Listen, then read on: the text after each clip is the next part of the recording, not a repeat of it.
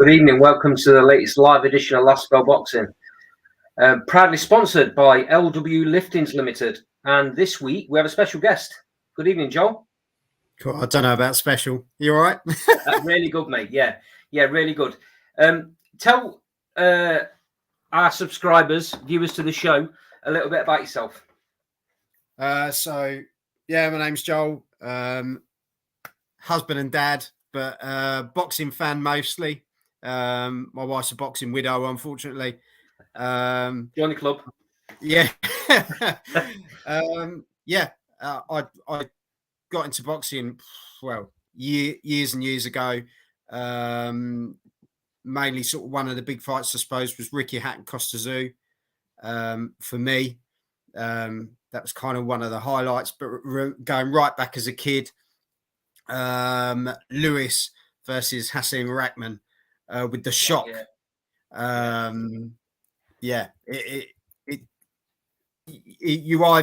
never like boxing, you either love it or you really don't like the sport. And I'm the same as you.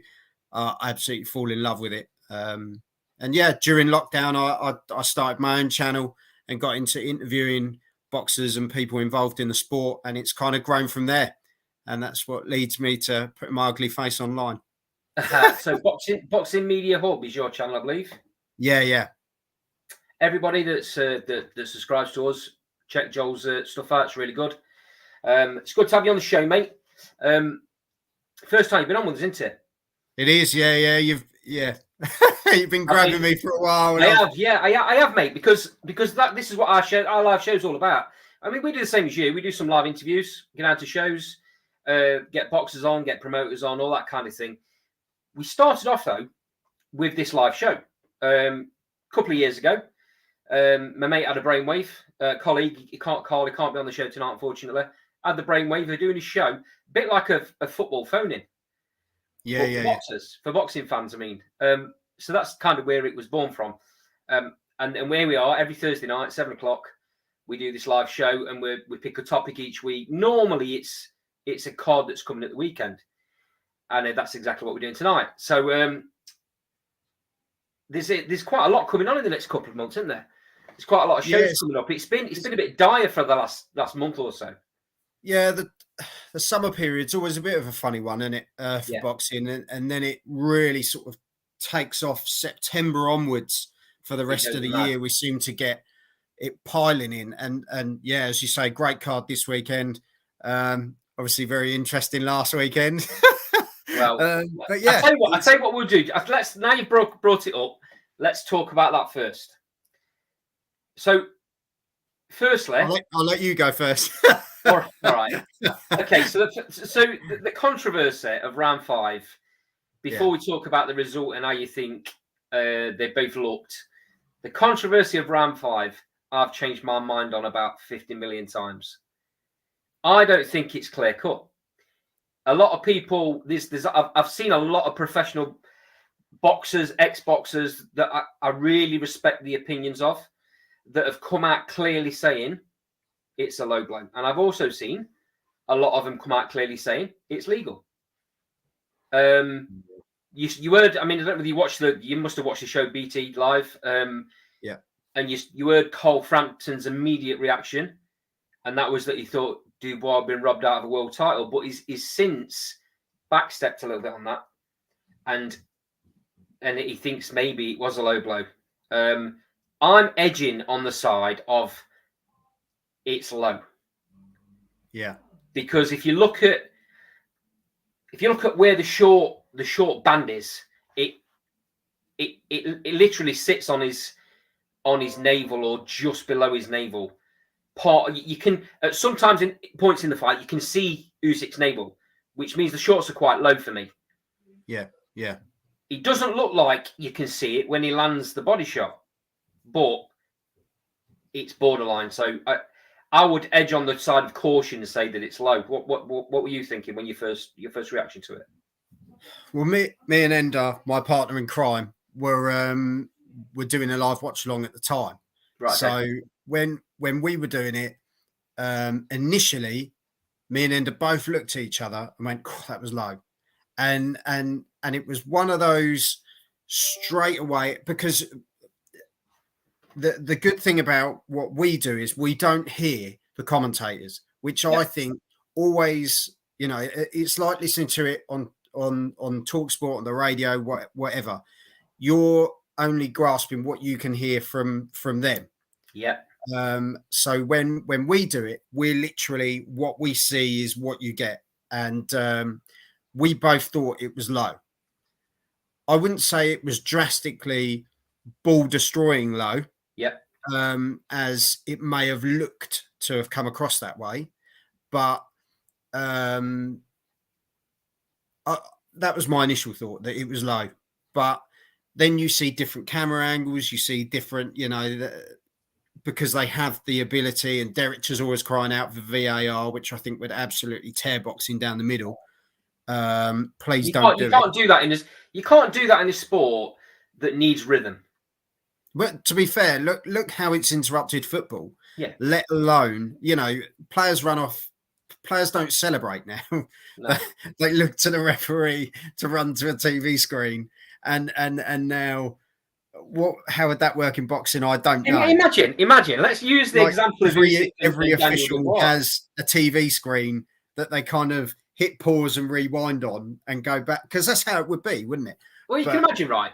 So use the Usyk Dubois scenario as an example. Usyk goes down, and the ref calls it a low blow. He then gets someone waving at him from the sidelines, or a whistle in his ear or something, saying, "Go look at the monitor because we don't think it is." And then what? So he looks at the monitor. Usyk's down on the floor. It takes him 2 minutes to look at the monitor. By this time, Usyk's recovered. Yeah.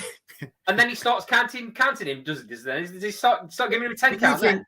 But you think this is a scenario where potentially it could work. But if we're talking about a guy that has slipped and he's been caught on the way down or whatever, you could be looking at that VAR tape for ages. Yeah. Because it comes down to opinion. It's not as clear cut. This one's a perfect example, Joel, because people are still arguing about it now. Yeah, and this is split down the middle. As I say, I'm a Twitter guy like you are, and it's literally blown wide open. Yeah. You know, and to be fair, I love it. We did a show on it, and was he done? Like, has he been done out of a world title, or is it literally a low blow? And me and Ender are sticking by low blow. Were the shorts higher, as you see it at the time? Yeah. They do look higher. But if you're looking from a ref's point of view, more of the glove is lower than higher. So you have to base it on what you see at the time. And the, you know, the ref did the best that he could. I don't think he really put a foot wrong, to be fair, in that fight. But yeah, it's a tough one, isn't it? It's one of those where you say VAR would absolutely trash boxing. So I'm glad we just stick to what we've got on this one. It's bad enough with the judges, let alone bringing in VAR. So yeah. Let me just pick this comment up in the sidebar from Joe, who's a regular listener. So he's put, "There's a lot of boxing snobbery over the body shot. How can someone like Dubois land and drop the great Usyk? If it was the other way around, we'd be saying different, or they'd be saying different." I see his point. It don't change the fact, though, does it, that it's borderline? No, and it was borderline. That's all you can take from it. Everyone's got their opinion, and boxing fans are the worst for it. Everyone becomes a boxing expert, and I think that's how it is. But the big question for me was, if there was a 10 count, would Usyk have got up? Yes, I think he would have done. So that being said, then, Joel, do you think he was playing the situation? He was using the situation? I think there was a lot of people that turned around and said he was almost looking to the ref for that for the fight to be stopped. You could look at it in so many angles. But the biggest thing for me is, would Usyk have got up? I think, would he have laid down in front of all those Ukrainian fans? No, he wouldn't have done. But at the same time, did Dubois take the chance to try and nail him after that had happened? He didn't. And No, I he think didn't. that's the other factor. There's so many bits and pieces to this fight, There is, which there is makes it a absolutely, great one. and you can look at it a couple of ways. Let's say it wasn't. Let's go the scenario. It wasn't a low blow. It was a body shot. Usyk's now been troubled by body shots a number of times.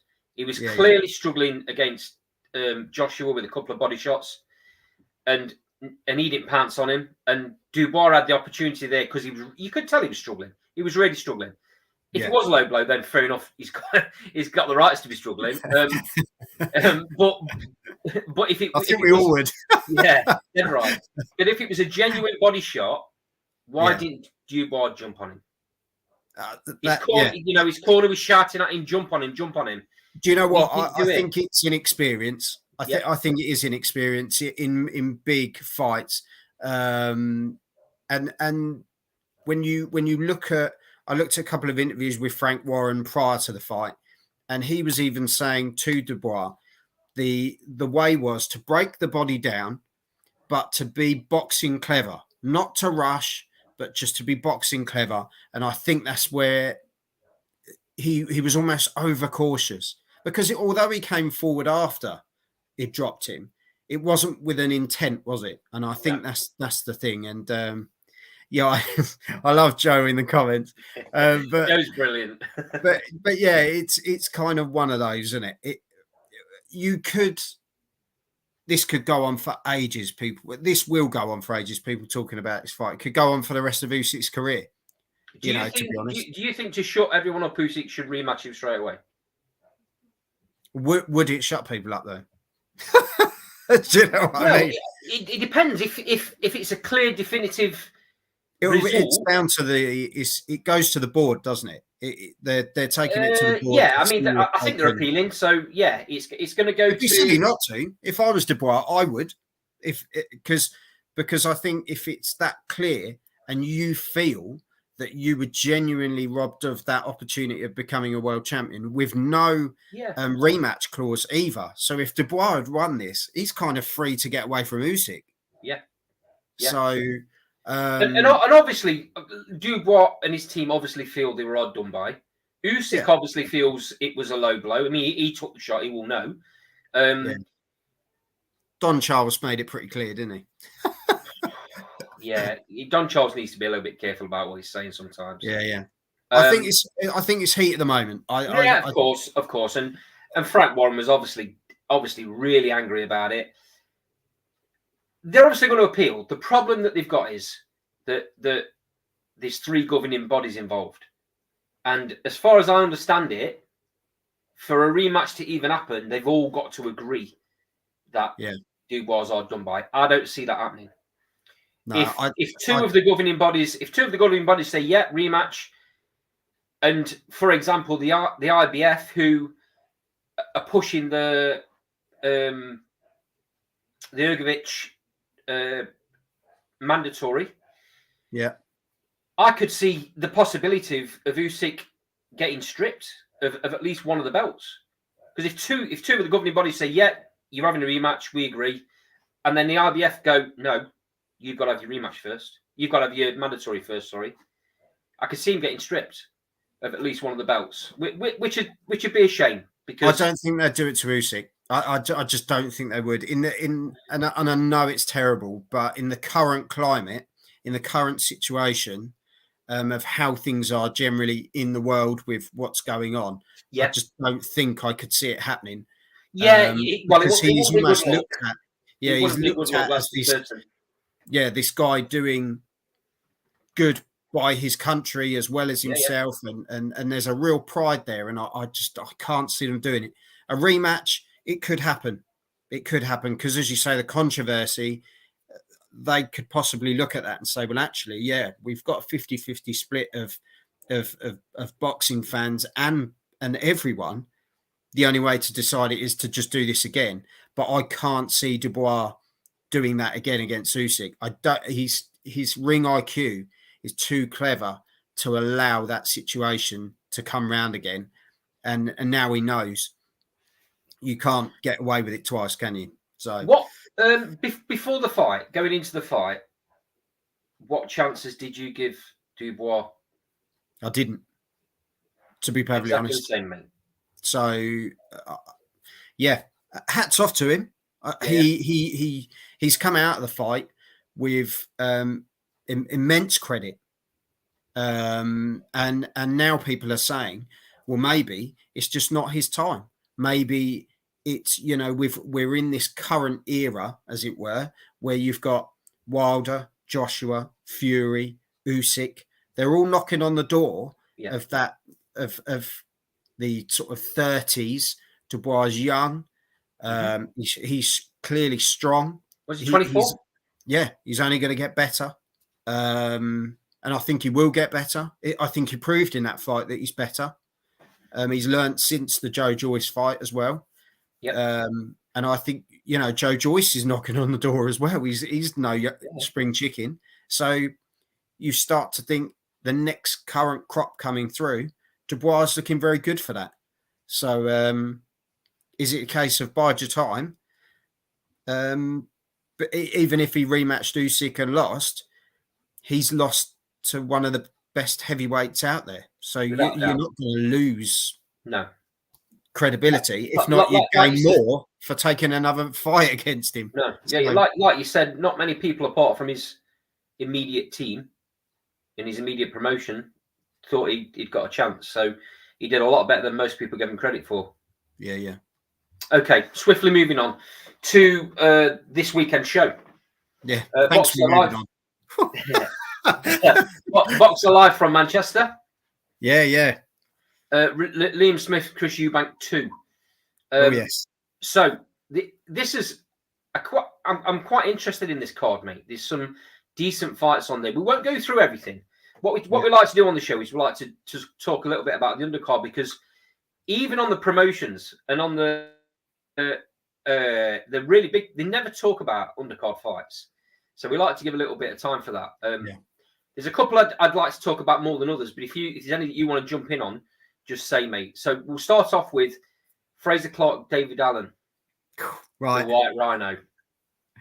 So Fraser, I feel for Fraser Clark, because the Fabio Wardley fight and everything that went on around it looks really bad on Fraser Clark, and he had nothing to do with it, in my opinion. I think it was down to Boxer not wanting to make the fight for whatever reason. Yeah.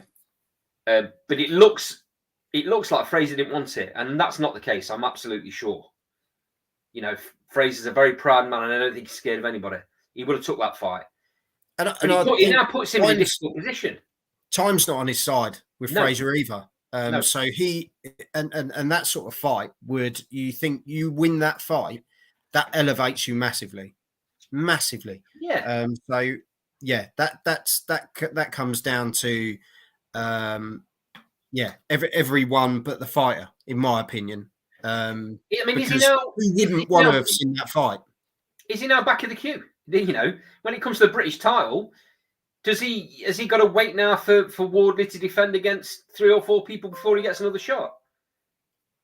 I think yeah. I think it has knocked him back a bit, and for me, a potential banana skin in Dave Allen. I think people really overlook Dave Allen. He's been in with some real tough fighters. He's never turned down a fight. No. And for me, he's coming back. It's like the prodigal son returns. Everyone likes Dave. He's a really nice guy, and do you know what? He looks happy, and I can't have said that before. He looked like a fighter that just turned up, you know, and he looked knackered half the time, and he wasn't 100% in it. Where now he's coming in and saying, "There's no joking anymore. I just want to get in there," and that's a dangerous Dave Allen. I've seen Dave Allen a lot around the small hall scene the last couple of years. He trains some good fighters. There's a young lad coming through that he's training with. He's got the bit between his teeth again. Yeah. Whether it's because he's training somebody and he can see the talent, and all of a sudden he's got the hunger back.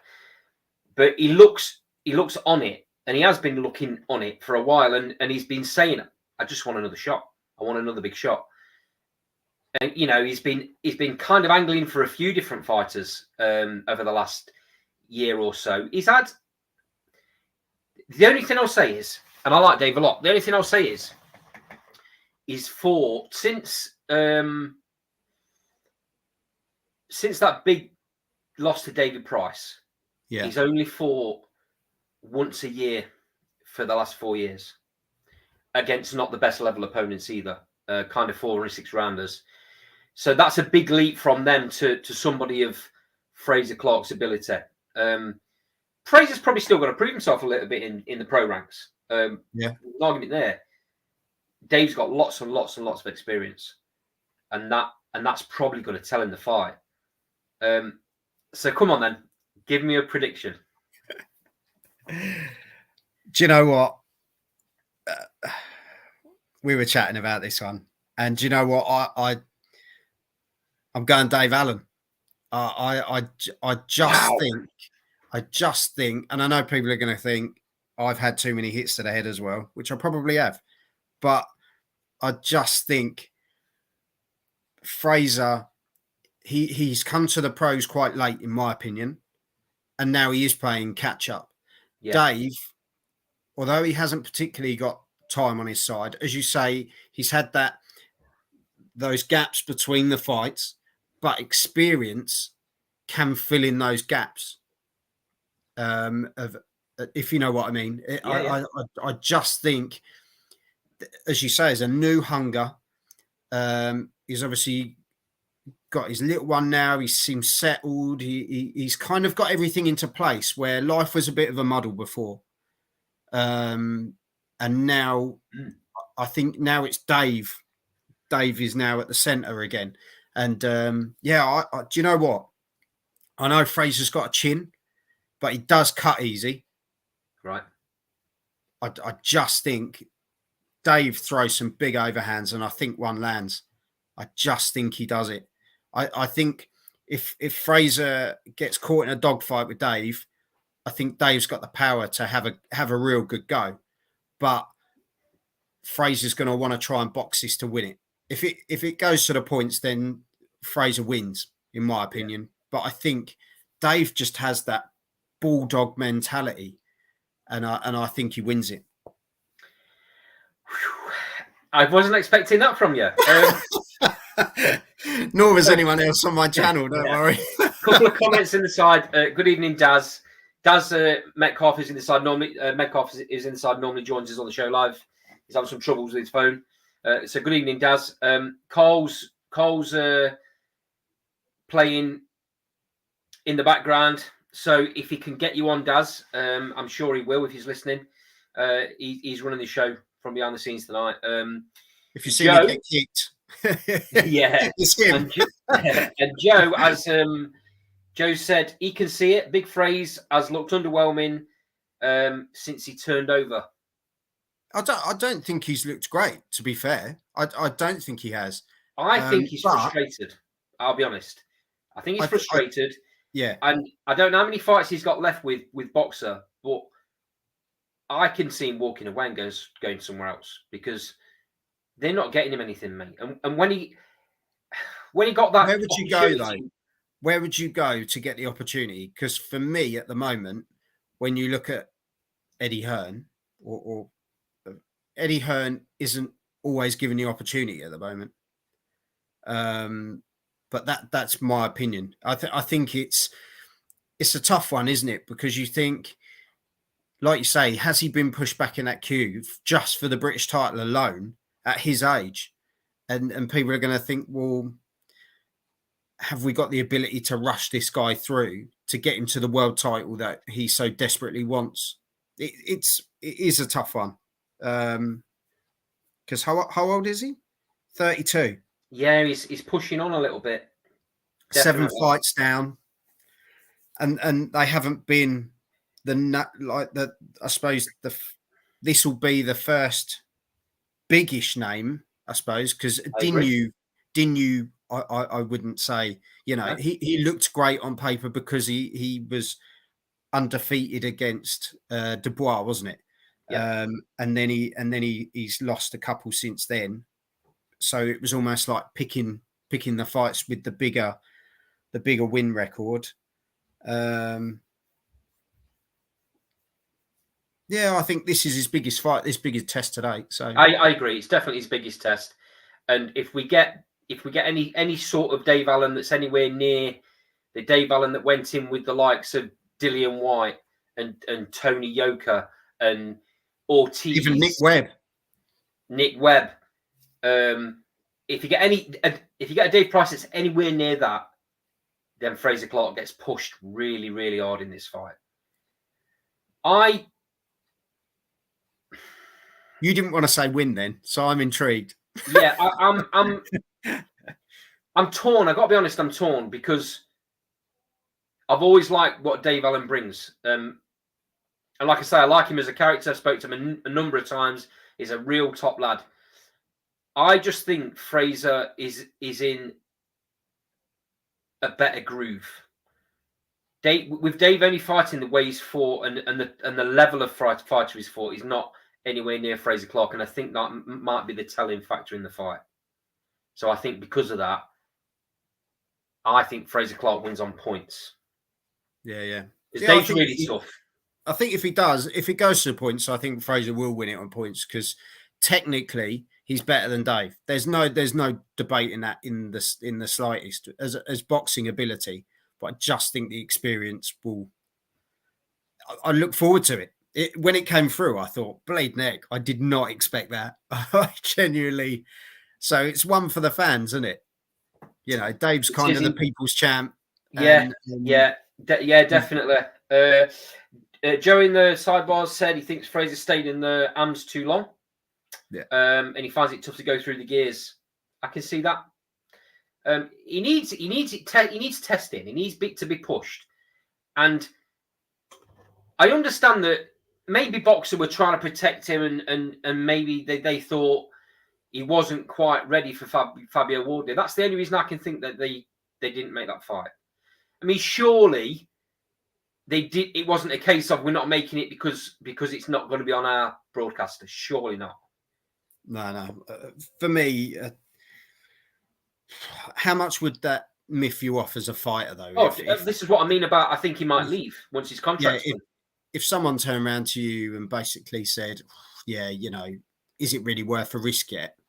Crazy. You'd think as a fighter with that mentality, especially his, he fought like an absolute animal in the Olympics, and the cut he had, and he was determined to keep going. And I just think, he waited for so long as well, Fraser Clark. He waited for so long behind Joshua, so long behind the Juggernaut. So, he waited for so long for his opportunity. He got his opportunity and took it. And now it feels like he's waiting again in the pros. He must be really frustrated.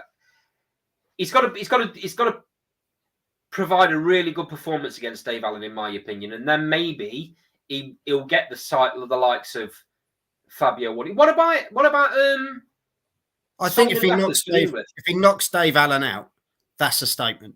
Because Dave has got a chin. He has. He's hard, and he's really tough, Dave. I think you knock Dave out. That's your statement to say, well, actually, look what I've done against a guy that's more experienced than the guy that's got the title. So, okay, Carl, I don't know if you're listening to this, mate. If you can hear us, I'm not sure whether you can or not. Just drop the link in the sidebar because Michael's trying to join and Daz would like to join as well. Sorry, guys, I'm not in control tonight, so I can't drop the link in there for you. Moving on then to a brilliant fight for the British super middleweight title, Mark Efron against Jack Cullen. I think this is a terrific fight, and it could very easily steal the show. Mm-hmm. Jack Cullen's got a lot to prove because he's been stopped twice in his last 3 fights, quite harshly as well. Whereas Mark Efron's virtually the opposite. You know, since the Denzel Bentley fight, he's gone on a 4-win knockout streak. So yeah, in my opinion, Mark Efron's the clear favourite for the fight, and I actually think he stops Jack Cullen. I think there's a lot of demons there for Jack at the minute, and it will take a lot for him to get over that. If he comes through the fight without getting knocked out against Mark Efron, then you might see Jack Cullen back to where everyone saw him, a couple of years ago. Mm-hmm. Give me your opinion, then, mate. It's a tough one because Jack, as you say, Jack's a really likable guy, and he's another one of those fighters that you want to see him do well. And as you say, I think the last time he was out was a major disappointment, and it hasn't been great since, has it? It's kind of, the win he had in between wasn't a great one. It just kind of is. And as you say, Heffron has really recovered well. We've now seen the level of Bentley as well. Absolutely. So that sort of makes Mark Heffron look like actually it wasn't, it was a loss, but it wasn't as bad as what it, sort of initially was, if you know what I mean. So for me, Heffron, he looks an absolute unit. And one thing you can't say about Mark Heffron is he doesn't train well, because he looks fantastic, doesn't he? For me, he, as much as I would like to see Cullen win, I just see Mark winning it. And I think that's the thing. Cullen would have to win on points, right, to win, but I just can't see it against Heffron. I think he's too tough. I think, and as you say, he's on a roll. He's going to want to put his name back up there, isn't he? And he's been on a storm since. Yes. So, as you say, it's that he's on a roll. I think Mark wins it. And I think he would win by stoppage. As you say, Cullen needs the confidence. As you say, the confidence will come from going 12 rounds. But I just can't see it. As much as I'd love to, I just can't. To steal a quote from a partner on the show, Cole, we don't do splinters on this show, mate. Don't sit on the fence. Give us a prediction. For me, it would be Heffron winning by stoppage. We've got a round? Cole, you're awkward. Do you know what? It's probably it would be in the first 6. It'd be in the first half of the fight. He would have to get going, and I can't see Cullen putting in dominance against Heffron. Not on the run he's on. I think he's got real confidence at the moment, Mark Heffron, and I just think he'll try and steamroller. I think it will just be in that first 6. Yeah, Joe in the sidebar, he's put Heffron round 4. Cullen's too easy to hit. It seems that way. I hope I'm wrong. I'm hoping that Jack's worked on that. I'm hoping he's worked on that, because that he kind of he's got a style where he's much too upright at certain times in the fight, and a big lad as well for that. He just makes it difficult. Carl, Daz is saying he's in the background, mate. He's backstage. If you can put him on, that'd be great. I'm going Mark Heffron, same as you, within 6 rounds. I'm going to go. I can't say the same as Joe, so I'm going to have to say round 5. Oh, that's very good of you. He doesn't want to copy you, Joe. He doesn't want to copy you. I can't agree with someone else in the sidebar. I've got to be different. So moving swiftly on to the main event. I'm assuming you watched the first fight. I did, yeah.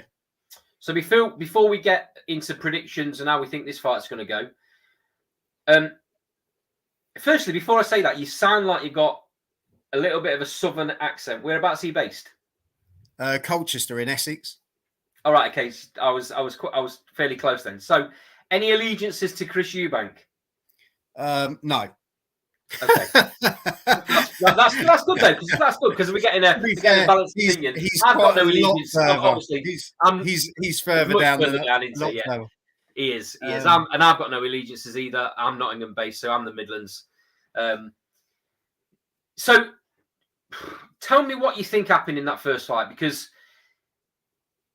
up until that point, Chris Eubank looks like he got a chin of iron that nobody could knock him out and nobody could hurt him. He's been in with some big punchers. Yeah. George Groves being probably, the biggest puncher. I mean, look what George Groves did to Carl Froch in that first fight. Yeah, no one knocks Carl Froch down, and he almost stopped him in one round. Yeah.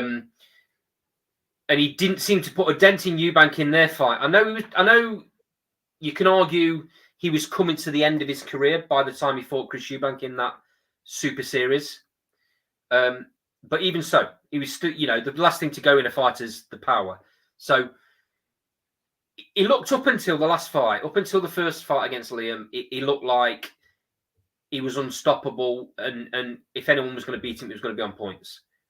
And then Liam does that to him. Yeah. Is there any argument? Can you give any argument as to why that happened? Or is it that Liam was just too good? I genuinely think Liam's just too good. I think boxing ability, strength wise, experience, being able to adjust if he needs to. I think he's got game plan A right to Z, Liam, because he's been in with the caliber. Yep.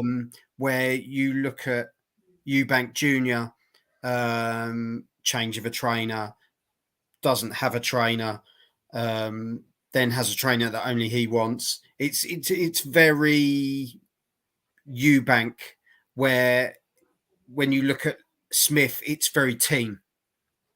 There's a lot behind that goes into the Smith family, I think, as a whole, let alone just Liam. But yeah, for me, just too powerful and just I think he can switch up, and he's got, as I say, boxing ability wise, Eubank's not even going to touch him, is he? Let's be honest. But I think power wise, people underestimate Liam, and I think the punches in bunches as well, because he can throw multiple shots and he's relentless. If he sees that he's hurt you, he goes for you. But he's calculated in how he does it. So yeah, for me, just Liam was too good. I actually think Liam Smith is one of the best British fighters of his generation. Very underestimated. Very underestimated. His style is a style because he's not flashy, and he doesn't explode. People don't give him the credit, and that's crazy. You look at what he does and the way he does it. He's constantly putting fighters under pressure. He looked like, for anyone that doesn't really understand what Liam was doing, he looked like he was getting beat in the first 3 rounds of that fight, quite convincingly.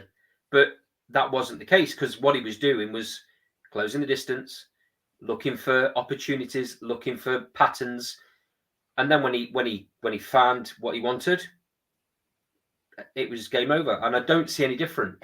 There's nothing in.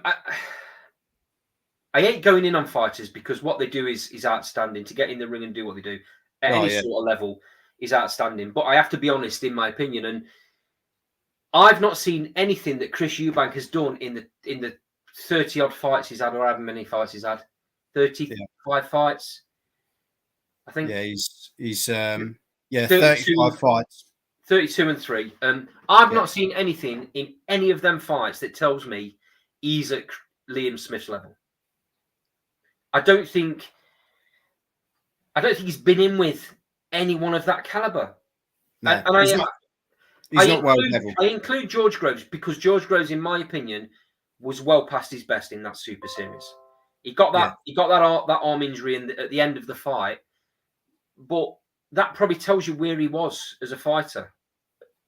At what stage he was. And do you know what? And at that point, Yeah, I think George, as you say, George just figured out what he had to do to win that fight, Yeah. and he did it really well. That's the thing. He boxed so well that every time Eubank Jr. tried to get going, George just stopped, just literally shut him down almost, and just kept going. And yeah, Sorry, I'm looking at you. we're I'm being looking at targeted here. it's because he knows I've been to the Rotunda. I have to say though, Joe, when I did go to the Rotunda, Liam wasn't there. We was invited down by Paul Yeah, Smith. come on, Joe. Stop giving us a hard time. I've never actually met Liam Smith. I've never met Liam Smith. I'd like to interview him because he's a proper nice fella. But he's also one of those fighters that doesn't do all that media stuff unless it's fight week. He doesn't do it. It's not what he's about. Yeah, he'd rather go and play Sunday league football. He's not the talker, and he doesn't need to build up a fight. No, in my opinion, no. People know what they're going to get from Liam, and it's a tough bloke that's going to throw everything he possibly can in a fight, and that sells. So we touched on this very briefly on Sunday when we did a post-fight reaction for the Usyk thing, and Joe jumped on and he gave his opinion. So Joe, once again, give us your opinion of who wins this fight, because it's completely different to you and me, mate. So yeah, I'm not biased. I'm not biased. I think there's levels, and I think Liam's levels above. I think Eubank has pulled the wool over boxing fans' eyes for a long, long, long time.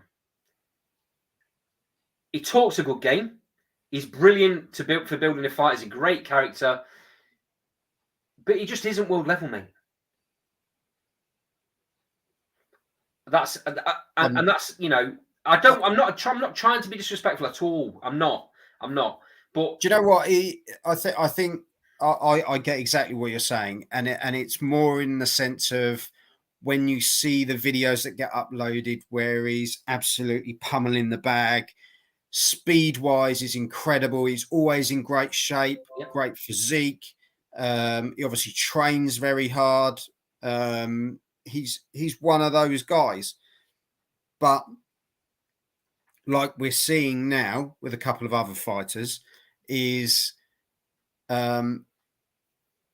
unfortunately the Eubank side of it has sold the fights as opposed to him, and don't get me wrong, he's made his own journey. He has made that. He's made his own money. He's done all that. Yep. Credit to him. He's done that. But is he going to be Dad's level? No. And that's where it's at. Unfortunately, I can't see anything different in this rematch. I just can't see it. He's changed from another trainer again. For me, he should have stuck with Roy Jones Jr. going into this rematch at least, and then if it didn't work, go again. But you just think Roy did try and get him to box and try and do that boxing move, but that's not a Eubank Jr. style. He's very much on the attack, uses his speed, punches in bunches, but it's just not going to work against Liam Smith, in my opinion. If not, we're going to see it quicker. I just think Liam is now the bogeyman almost, isn't he? He knows how to take you out. It's like? It's like another in Eubank's head. He's going to think he does know how to take me out. Yeah. And that's the if Eubank doesn't hurt him early, I think you're right. That will creep in, and we could see another David A. Tony Bellew situation. Yeah. For me, Chris Eubank just frustrates me, mate, because I can see the ability is there to certain levels. He's his chin's always been world level. His energy has always been world level. But I just don't think his ring IQ has. You know, he has that one style of fighting, and if that don't work, he struggles a little bit.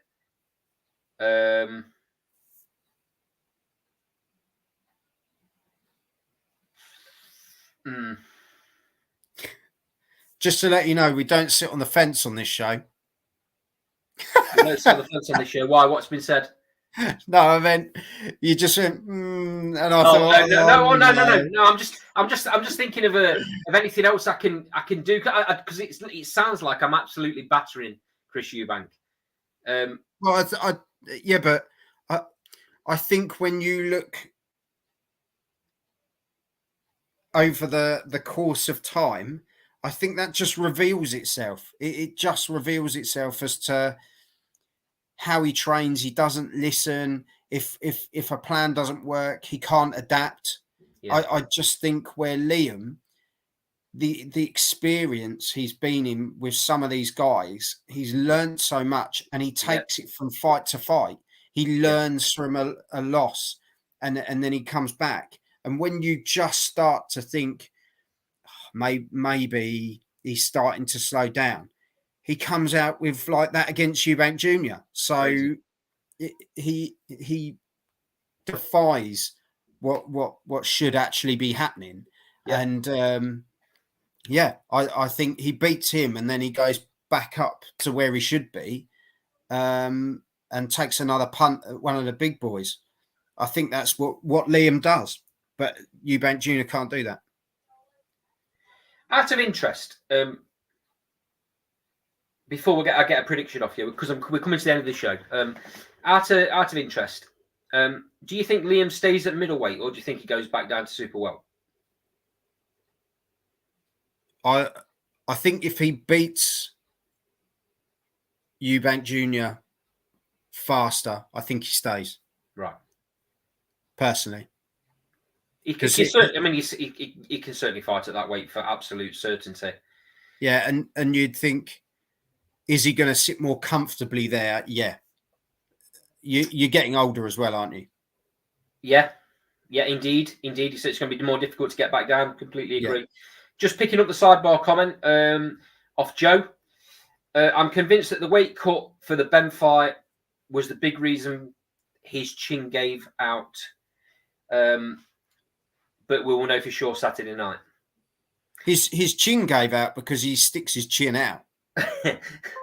Because he doesn't his guard is horrific. So yeah, I mean, I was talking. I had me cousin. I do see what Joe means. Yeah. I had my cousin round on fight night, and I was saying he's coming out of his exchanges upright with his chin in the air, and all he's doing is stepping back. There's no sideway movement. It's just waiting to be landed on, and that's exactly what happened. And obviously, that's what Liam was looking at in the time, you know.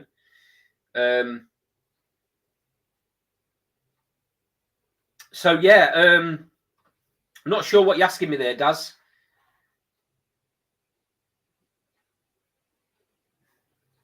Explain it a bit more, mate, please. Okay, so fight prediction time, mate. I'll let you go first. There's a running theme here. No splinters. Do you know what? It's repeat, isn't it? It's repeat. For me, yeah, I think it's. Well, you think he did it in the fourth last time, so it's going to be third or fourth. I think Liam. I think he takes him to bits. I genuinely. There's nothing, as like you were saying before. There's nothing, in my opinion, that Chris Eubank does any differently going into this rematch. Yeah. That makes me think, oh, he's got a chance, because I just can't see it. Like, I think if he went against George Groves again in a rematch directly after fighting George Groves, George would have done the same thing again, because he just can't seem to do anything against a guy that technically outboxes him and is stronger than him. His weakness really comes out in that. I agree as well, mate. For me, I think Liam does very, very similar. I think he definitely gets Eubank out of there within 6 rounds. I'm going to go round. I think you might find Eubank will try and stay a little bit out of the way. He won't be as aggressive because he knows what's coming. I don't think his ego allows him to. I think he goes. Really? Yeah, he's just going to go at him again. I think he doesn't learn. He doesn't learn. And do you if know what? I then, love Chris as a character. I think as a character, you need those guys in the sport for people to go around to turn around and go, I hope he gets knocked out, or he's I love what he's saying. Like he put on Twitter today, didn't he, about just done another drugs test. And he had his urine samples on the table, and I thought he's horrendous. But crazy. But he's stirring the pot, and those guys attract to the sport. He's thinking about the Ben thing. He's thinking about his next fight and his next massive payday. That's what he's doing that for. And do you know what? Just before I give my prediction, I understand now what Daz was saying. He wasn't asking me the question; he was asking you the question. Yeah. About Nicola Oatwell, and you've interviewed her recently, I believe. So Nicola's fantastic. You know, she's a friend of the show, and obviously we're looking forward to that show on the 6th. Is it? Yeah.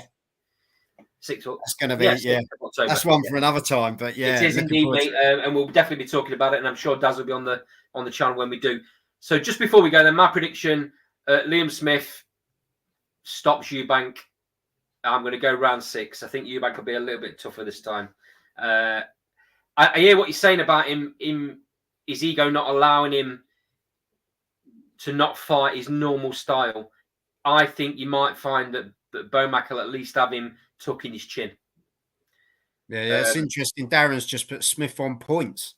Yeah, I mean, we'll see. I mean, if anything that Joe said is right, and you can see the point, can't you? The weight cut twice. Obviously, the weight cut for Ben, and then the weight cut for Smith not long afterwards. You can see the point of him.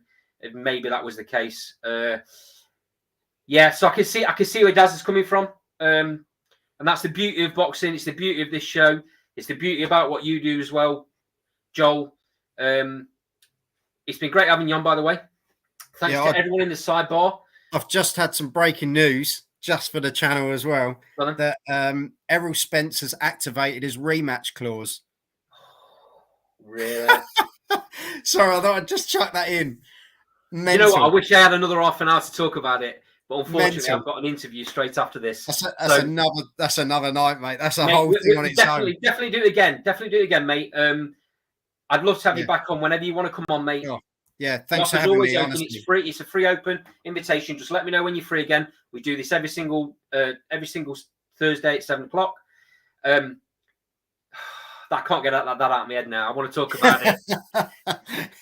But unfortunately, I can't because, like I said, I've got an interview straight after this. It's been great. Honestly, I really appreciate your time, and it's lovely to come on and talk boxing with you, and you guys do a really good show, and keep up the good work as you do. Appreciate that, mate. Thank you. Yeah, and same with you. Your stuff's fantastic as well.